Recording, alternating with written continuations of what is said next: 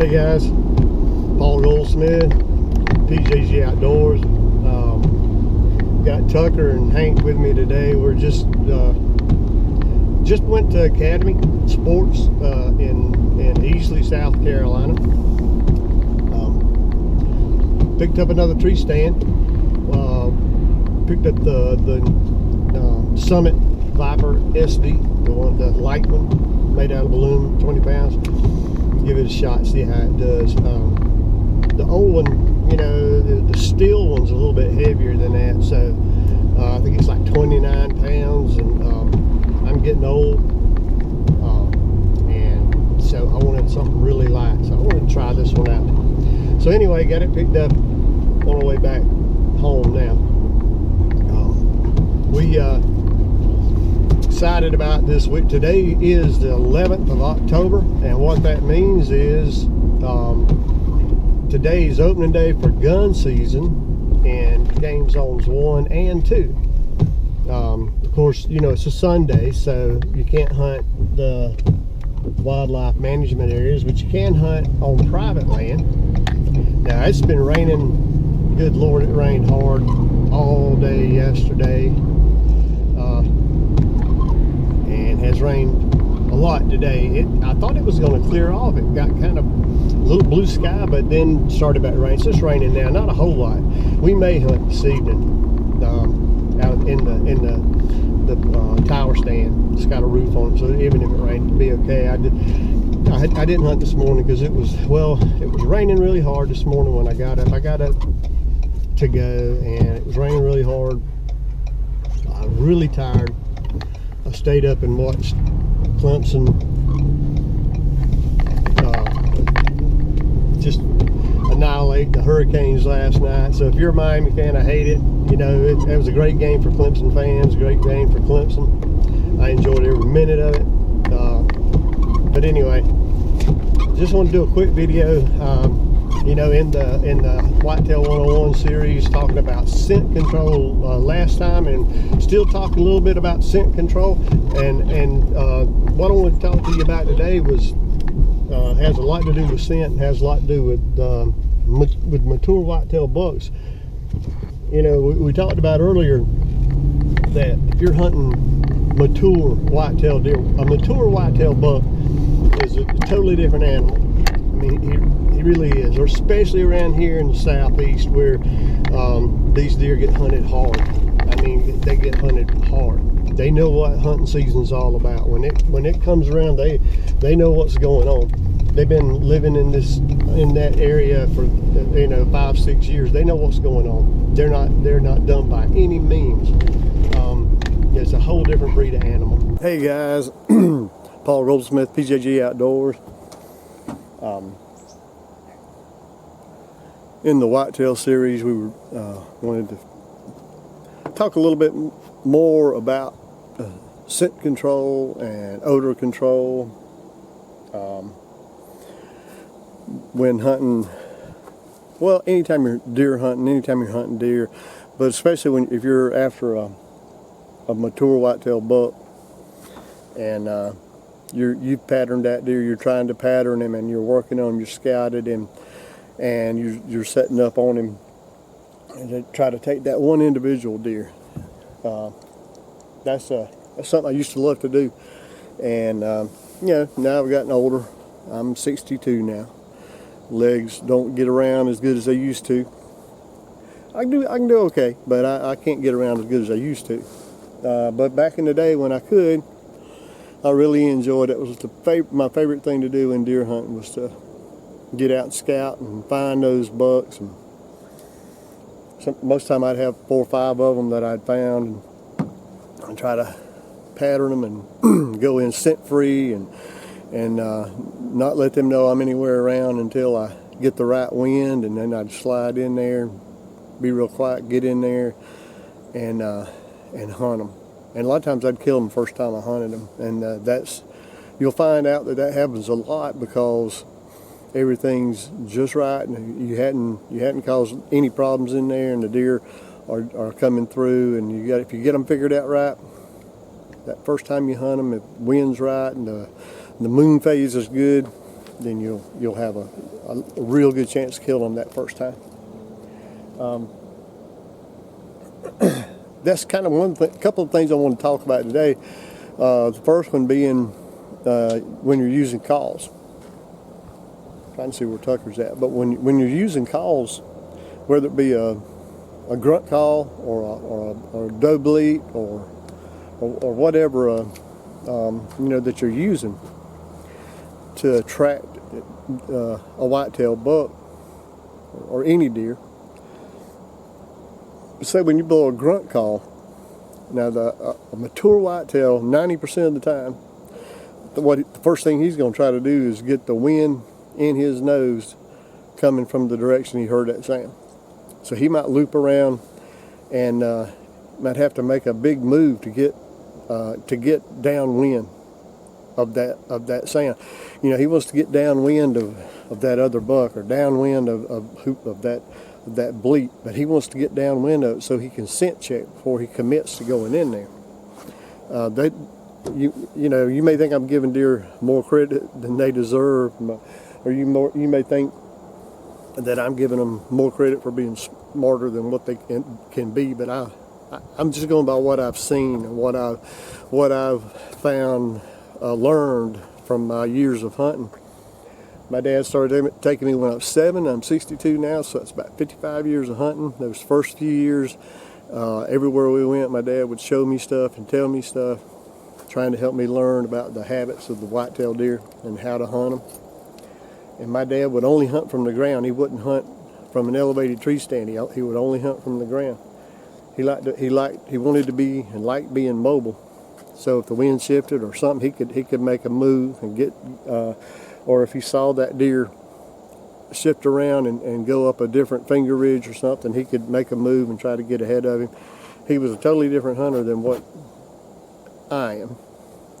As soon as I got old enough to hunt on my own, I started trying to figure out a way to get up in the tree where I could gain some elevation and gain some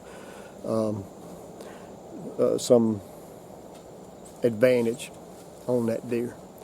And that's been my style of hunting ever since then.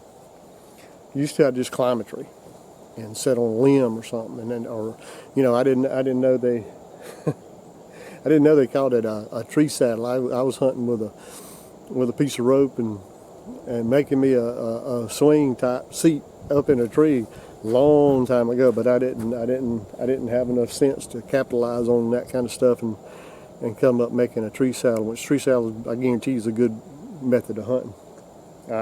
I'm too old to do it now, I think. I might could, I don't know, but I can assure you it's a good way to hunt.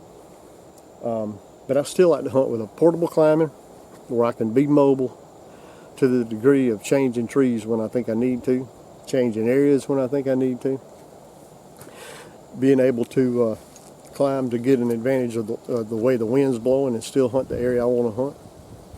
So that's that. And I hunt a lot of public land. So you don't want to put a hanging stand. I have put hanging stands and ladder stands in the public land areas, but you're taking a risk of, number one, somebody hunting your stand and killing the deer you're trying to kill. Number two, losing your stand. I've done both, so I know. But anyway, you have to be careful blind calling, because those deer those big deer will try to get downwind of that call and scent check before they come in. You can use it to your advantage if you can see good. If you're on a clear cut or a tall pine ridge like I love to hunt, you can sometimes catch them trying to loop around. If you can see a long ways, you might be able to catch them looping around, and that's a good way to set up on them and try to kill them. You know they're using down in there, it's awful thick, so get up on that ridge, hit that grunt call every now and then, try to catch him slipping around to get the wind in his nose, trying to get downwind of that call. You might be able to get a shot at him, whether you're bow hunting or rifle hunting, depends on how far you might be able to get a shot at him. The other thing is how you go into the woods to get to your stand. I don't have it with me, but I'll show you how I used to keep up with all my hunting areas and the windage and all that stuff. I used to make a chart. Well, not a chart, but I would draw off that ridge and how all the different little draws came up onto that ridge, and I don't really have good distances on there. I didn't measure it out or walk it off, but just kind of a layout of it, knowing where the stands are that I'm wanting to hunt in that area, and have the wind marked on it.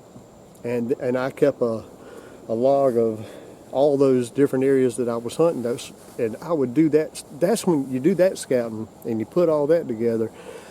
As soon as deer season's over, that's your good January and February time, when the leaves are off the trees. You can see really good. You can see sign from that year. You can see sign from previous years on the trees and stuff, the rubs and that sort of thing. You can see the trails. And it's just a great time to spend in the woods, and it gives plenty of time for all that to settle down and all that to calm down between that and deer season. Of course, who knows if it's a good spot. You might be right back in there turkey hunting in April. And whitetail buck don't know any difference from turkey hunting to deer hunting. He don't know. He just knows humans are around, and he smells them and he stays away from them. He don't know they're not trying to kill him. They're trying to kill that long-bearded gobbler over there that's hollering at everything he hears. Man, I love that. But anyway, it gives plenty of time. That's your best time to get your scouting done. We'll talk about scouting. That's your best time to get those kind of things laid out. Get them drawn off, get them marked up. Nowadays, you don't have to do it like that. You don't have to hand draw it if you don't want to. You can use some apps that'll kind of lay everything out for you, and you can mark your hunting areas and your windage right there on that app on your phone. Everything's done with an app now. I'm old school.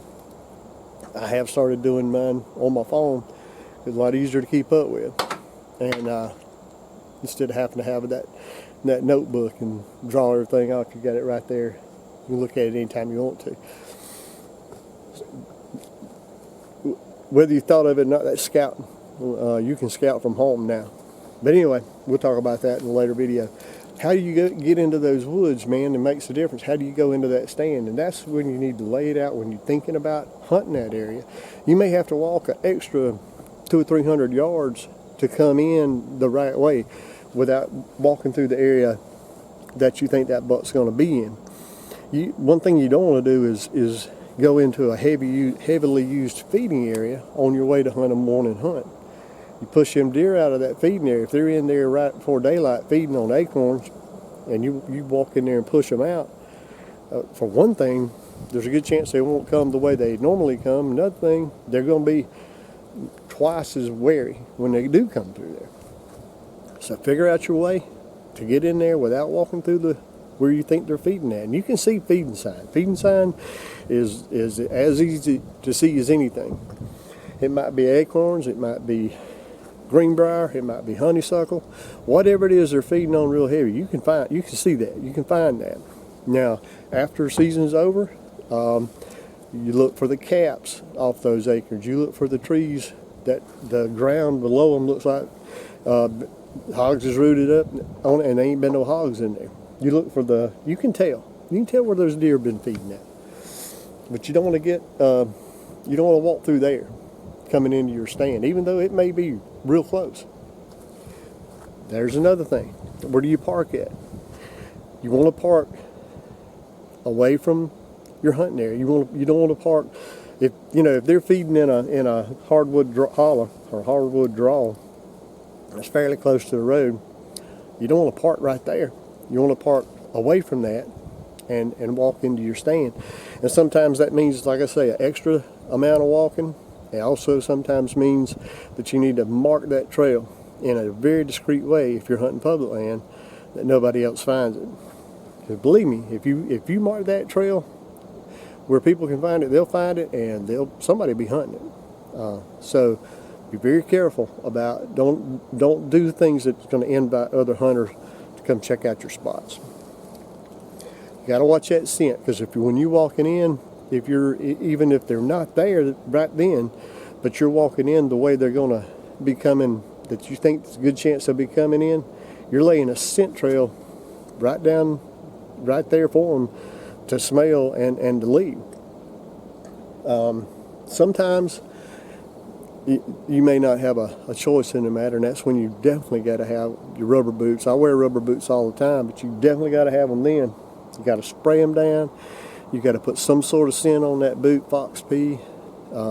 I got a subscriber that was telling me he uses corn scent, and I've never used corn scent, never even thought about it, but that could be very good, especially if you're hunting an area that you got corn piles. But he said he's had good success with that corn scent, and but I use a lot. I've always used Fox P, earth scent, pine. Get a cedar bush and stand on it and scrub your feet all in it and get that cedar on it. But you want to kill the odor, even though you're wearing rubber boots, you still want to spray them down and put some sort of scent on there. If you don't think that a scent can be picked up with those rubber boots on, go get your old dog out the pen and take a walk, and then go get your old dog out the pen, and he can trail you. Or you go somewhere and then get somebody to let your dog out, and he'll come find you, because he can smell where you've been. It's very easy for him, and a deer has a better nose than a dog. All right, guys, just wanted to hit on those couple of things, and we'll just keep talking, and on the next video I'll try to bring out one of those pages from my clipboard and show you how I lay it out, and how I lay out a pine ridge to hunt. So because I love to hunt those tall pines, I have had, and I'm sure will have, a lot of great success. And there's people out there that know me and hunted with me, hunted around me, that could vouch for that. I'm not bragging. I guess I am in a way, but I don't mean to be. I'm just saying I've killed a bunch of big deer, and a lot of them come off them pine ridges. So I know how to set up on them. All right, guys. Hope y'all have a great day, and stay safe, stay away from that COVID, and see you on the next one.